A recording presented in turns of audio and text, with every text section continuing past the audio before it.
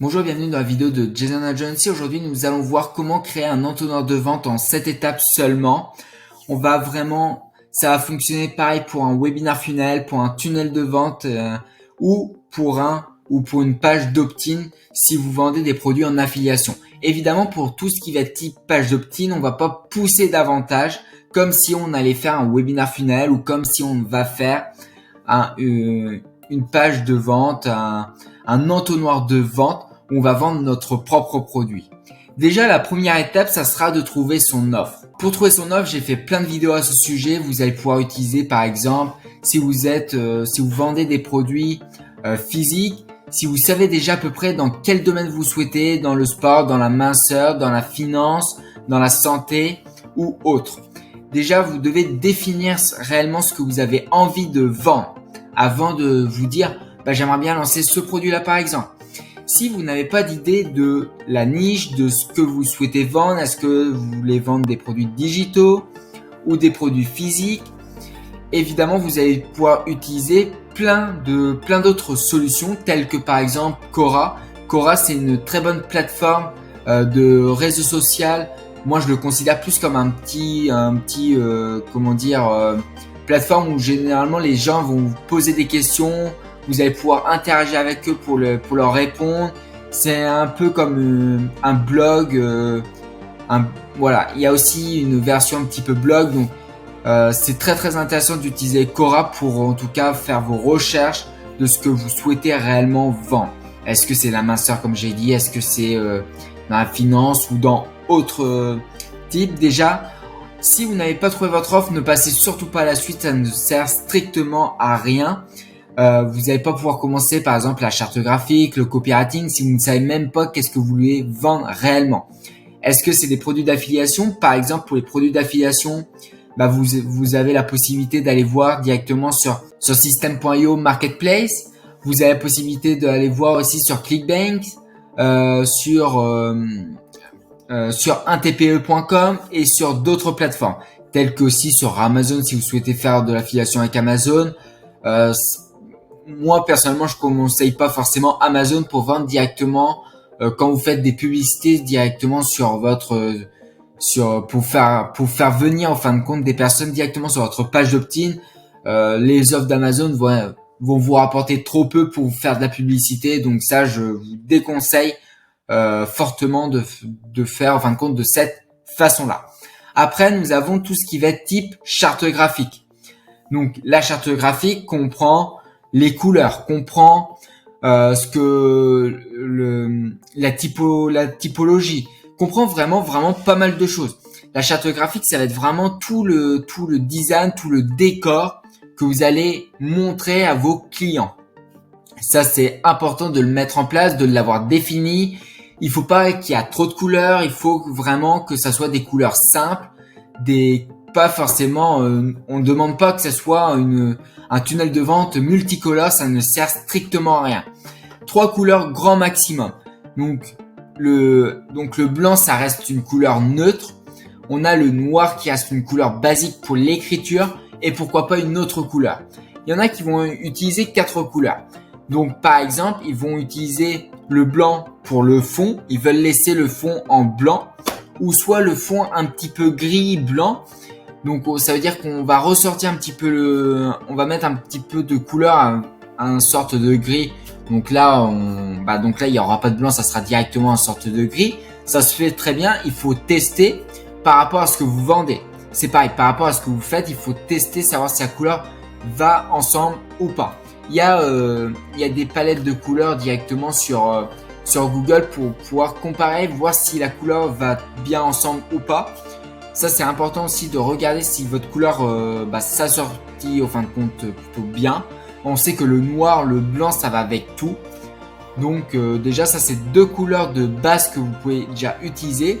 Il y en a qui vont utiliser, comme je vous ai dit, 4. Donc le blanc, le noir. Il y en a qui vont utiliser le rouge pour l'appel à l'action, par exemple pour un bouton. Et par exemple, une autre couleur supplémentaire pour surligner des mots, par exemple du jaune. Voilà, là on est 4 couleurs. Par contre, 4 couleurs, c'est vraiment le grand maximum parce qu'après on est vraiment sur une niche multicolore. Ça sert strictement à rien d'avoir des couleurs partout. Il faut que ça reste simple. Il faut que ça reste quand même au design beau, que ça donne envie. Quand je vois quelque chose avec plein de couleurs, je sais pas trop où je peux mettre de la tête. Est-ce que je vais acheter? Est-ce que non? Ah bah j'ai pas vu ça, j'ai pas vu ça.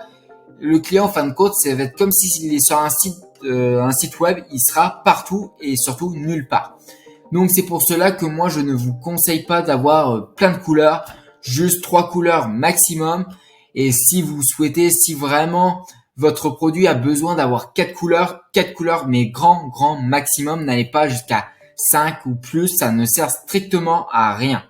Donc comme je vais vite faire récapituler, donc le noir, le blanc, c'est des couleurs principales et après généralement beaucoup de personnes vont mettre du rouge pour le bouton par exemple d'appel à l'action.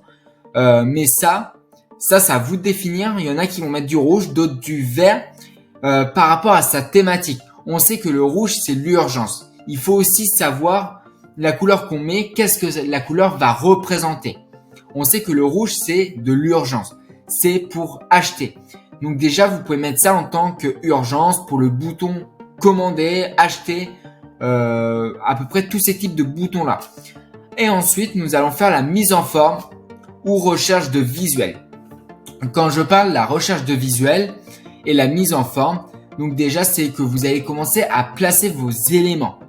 Donc au fin de compte, quelle étape au début je vais vous mettre un paléobloc qui veut dire au fin de compte une photo, un titre et un sous-titre par exemple. Après on va pouvoir voir les caractéristiques, les bénéfices du produit. On peut avoir plus bas des avis clients. Voilà.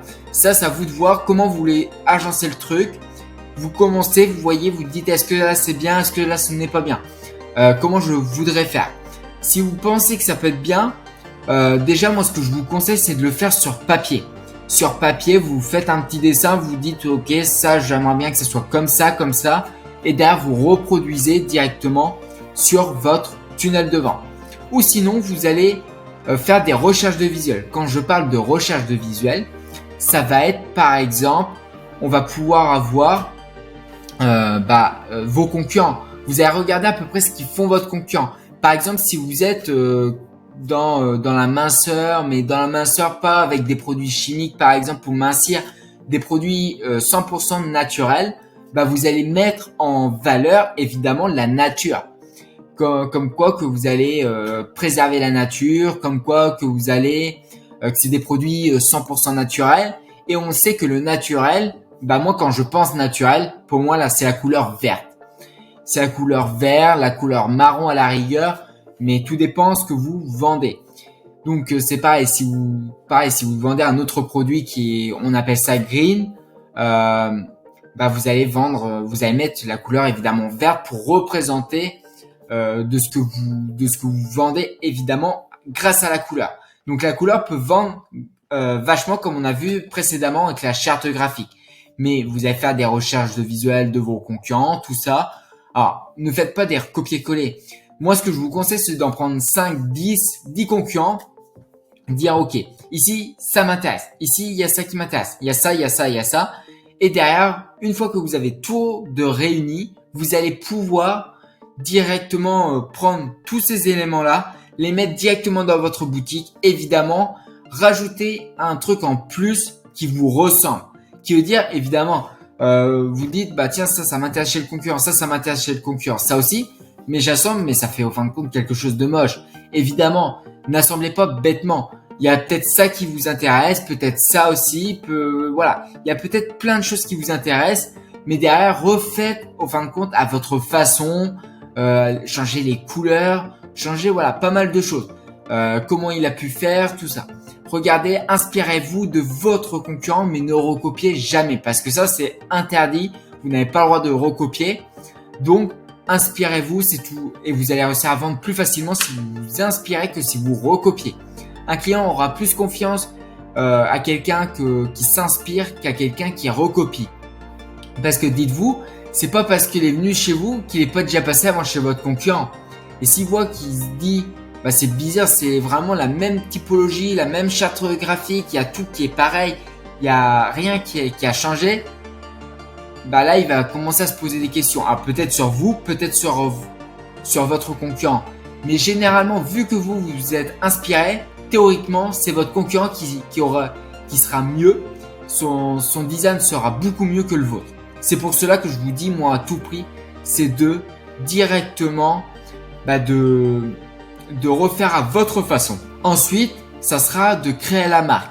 Quand j'entends dans créer la marque, on va pouvoir essayer de trouver un nom de marque. Il y a plein, vous mettez sur internet par exemple, trouver nom de marque, comment trouver un nom de marque. Vous allez trouver plein de sites qui va vous permettre de trouver des noms de marque si vous n'avez pas d'idée. Toujours créer un nom de marque, pour moi, ça va être un branding qui va être fort, qui va être percutant, et derrière le client aura plus tendance à acheter, pas pour le produit, mais directement pour la marque. Par exemple, quand je prends Apple. Par exemple, moi j'ai un téléphone Apple, j'ai un iMac là à l'heure actuelle que je tourne avec. Dites-vous, le téléphone Apple, moi je l'ai pas acheté parce que c'était le plus cher, parce que c'est le plus beau. Non. On a des téléphones Samsung, on a des téléphones Oppo, on a des téléphones, d'autres types de téléphones qui sont extrêmement bien. Si j'ai acheté, la simple et bonne raison, c'est parce qu'il se différencie. Il se différencie, c'est plus simple d'utilisation. Moi, avec mon téléphone, ça c'est simple, au fin de compte, de transférer des fichiers directement à mon Mac. Donc c'est pour cela que j'ai acheté, au fin de compte, ce produit-là. Pour moi, c'est une simplicité davantage, et je préfère davantage être chez Mac que être chez d'autres types, tels que par exemple Samsung. Je me suis renseigné, j'ai demandé au vendeur avant de vraiment m'engager en achetant un iMac, c'est de savoir qu'est-ce qu'il y a en plus. Est-ce que sa durée de vie est beaucoup plus longue avec un Mac, avec un Apple par exemple, tel qu'un iMac par exemple. Excusez-moi, j'ai mis la caméra. Avec un iMac par exemple, ça va être déjà on a la durée de vie beaucoup plus longtemps. Au lieu de l'avoir pour un PC classique qui va être aux alentours de 3-4 ans, on sera plus aux alentours de 10 ans. Donc déjà c'est pour ça que j'étais très surpris, et j'ai voulu tout de suite acheter ça, parce que Apple, ce qu'ils font, certes ils font de la haute gamme, mais ils font de la qualité. Ils vendent cher, mais derrière c'est de la qualité. Qu'un Samsung, ils peuvent vendre cher, ça peut être de la qualité, mais ils vont vendre souvent ça des prix moins chers, et ça sera de la moins bonne qualité. C'est pour cela que j'ai parti là-dessus. Pour moi, c'est une simplicité tout simplement hors norme pour Apple. On peut facilement, en fin de compte, se connecter avec son téléphone directement au Mac.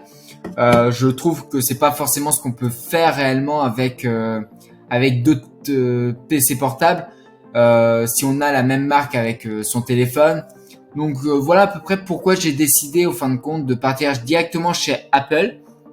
Mais voilà, là c'est pour vous dire, au fin de compte, comment la marque peut vachement compter. Si derrière vous n'avez pas de marque, vous n'avez pas de branding, vous n'avez rien de tout ça, ça donne moins envie d'acheter, et surtout vous pouvez vendre moins cher. Parce que si derrière Apple aurait pas fait de branding, est-ce que moi je serais parti chez Apple? Pas du tout. Pas du tout. Je pense même beaucoup de personnes ne seraient pas parties chez Apple, ou seraient parties chez Apple pour son prix qui sera beaucoup moins cher. Là, à l'heure actuelle, un iMac que moi j'ai pris, il m'a coûté 2000 €. J'arrondis à 2000 € parce que c'était 1997 €. Un iMac comme ça, si derrière c'était pas brandé, si derrière il y avait pas le design, il y avait rien de tout ça, on aurait pu facilement redescendre en termes de prix facilement peut-être à 300, 500 €, 700 € à la rigueur, mais je pense pas plus. Donc voilà à peu près l'importance de la création de marque. Ensuite, il va falloir rédiger son copywriting. Donc, il va falloir rédiger son copywriting. Donc là, vous avez plusieurs possibilités. Vous avez l'intelligence artificielle. Vous pouvez utiliser l'intelligence artificielle, que je ferai sujet d'une prochaine vidéo par rapport à ça, savoir comment, en fin de compte, utiliser l'intelligence artificielle, le copywriting, c'est ce qui va faire vendre. Donc, vendre à tout prix avec les mots. Donc, soit vous faites une vidéo si c'est un webinaire funnel, soit un self-funnel, ça va être vraiment avec les mots basés uniquement avec l'écriture. Vendre grâce à l'art d'écrire. Donc, il n'y a pas forcément beaucoup plus à dire par rapport au copywriting, mais c'est quelque chose de crucial, d'important. Après, il va falloir faire vraiment de la création d'images, photos ou mock-up. Donc ça, c'est pareil. Soit vous, derrière, si vous vendez des produits physiques, vous recevez votre produit, soit vous faites votre petit shooting photo chez vous avec un expert, peu importe, ou soit derrière, vous prenez des photos libres de droit avec autorisation de votre fournisseur. Jamais récupérer des photos de concurrents, interdits. Par exemple, les photos fournisseurs, ça peut être AliExpress, ça peut être Alibaba, ça peut être CJ Dropshipping, ça peut être Odordex, ça peut être d'autres fournisseurs, Big Buy par exemple, ou autre type de fournisseur à utiliser peut être extrêmement bien. Donc là, on est vraiment uniquement sur la création d'images, photos ou mock-up. Si vous vendez des e-books par exemple, des formations, un mock-up serait beaucoup plus serait beaucoup plus adapté de créer un mock-up que de créer directement des images qui donnera moins envie. Un mock-up, ce qu'il faut se dire, c'est normalement on fait une offre, donc il faut faire pour moi à tout prix un mock-up. Un mock-up, c'est ce qui va permettre de vendre plus facilement. Et surtout, un mock-up pour moi, ça va déjà rendre beaucoup mieux. Et surtout, on va pouvoir voir réellement ce que vous allez pouvoir proposer dans votre pack. Donc, pour moi, le mock-up reste l'idéal. Et derrière, vous faites si vous pouvez faire un montage vidéo, un montage photo tel que avec Canva, vous pouvez assembler et derrière, ça va vous faire quelque chose de beau. C'est faisable, évidemment. Une fois que tout ça est fait, une fois que vous avez tout finalisé tout ça, j'ai envie de vous dire qu'on va pouvoir commencer. On va faire du testing, du A/B testing comme on appelle. On va tester la version A et la version B. Entre la version A et la version B, il faut qu'il y a qu'un truc qui change. Donc déjà, vous allez commencer sur votre page de capture. Donc déjà, sur votre page de capture, vous allez pouvoir modifier qu'un point. Ça veut dire que vous allez pouvoir modifier peut-être votre titre, peut-être votre photo, votre image, etc., etc. Vous allez pouvoir modifier un petit truc et une fois que vous voyez votre taux de conversion augmenter, vous passez à l'étape suivante. Vous dites maintenant c'est autour du funnel, c'est autour de la sell page. Vous modifiez pareil, quelque chose, un petit truc, tout ça et vous voyez si ça vend en plus ou pas. Si derrière ça convertit en plus, on passe à l'étape supérieure. Et voilà, en fin de compte, on fait que du testing, on essaie pour voir quelle version fonctionnerait le mieux. Et puis après, on va terminer évidemment par du scaling. Une fois que ça vend très bien, vous allez pouvoir scaler votre tunnel de vente à plusieurs chiffres, à 100 000 euros par an, à 100 000 euros peut-être même par mois, tout dépend de votre produit. Donc voilà à peu près pour tout cela. Donc déjà, le plus important, c'est de commencer toujours. Ce qui va réellement vendre, ça va être votre offre. Donc trouvez une bonne offre, tout ça. Et une fois que vous avez trouvé votre offre, suivez les autres étapes. Mais si vous n'avez pas déjà une bonne offre, je vous conseille pas de passer à l'étape supérieure. Ça vend en tout cas moins bien. Vous risquez même de vendre peut-être à perte. Quand je parle à perte, ça veut dire que vous allez mettre beaucoup plus en pub que par rapport ça va vous rapporter. Donc pour ça, une offre est primordiale. Vraiment, trouver une excellente offre par rapport à ça. Si vous êtes intéressé, j'ai fait une vidéo ci-dessous de cette présentation de cette vidéo où je vais vous présenter mes 3 secrets, comment réussir avec un tunnel de vente. Je vais vraiment vous montrer toutes les étapes de mes 3 secrets, comment ils m'ont permis de réussir. À l'issue de cette vidéo de présentation, vous aurez la possibilité de réserver un appel avec moi ou avec quelqu'un de mon équipe pour qu'on puisse échanger sur votre business et évidemment travailler avec nous si vous le souhaitez pour développer votre business. Nous, on s'engage évidemment à vous aider entièrement sur votre business par rapport à votre problématique, à vos besoins. Donc, si cette vidéo-là vous a plu, je vous laisse aller la liker, aller vous abonner et dites-moi réellement, est-ce que vous savez comment réellement trouver une offre et est-ce que vous avez besoin d'aide supplémentaire pour trouver une offre? Est-ce que vous avez besoin que je fasse une vidéo supplémentaire par rapport à ça? Comment de trouver une offre supplémentaires, je vous laisse aller me le dire dans les commentaires. Et puis moi, je vous dis ciao.